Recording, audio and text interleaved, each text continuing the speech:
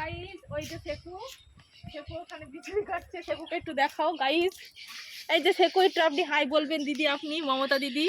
এই যে আমাদের মমতা দিদি বেসুলি কাটে।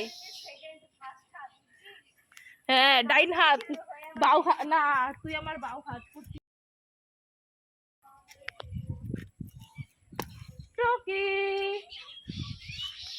এই যে পাপা ওপরে,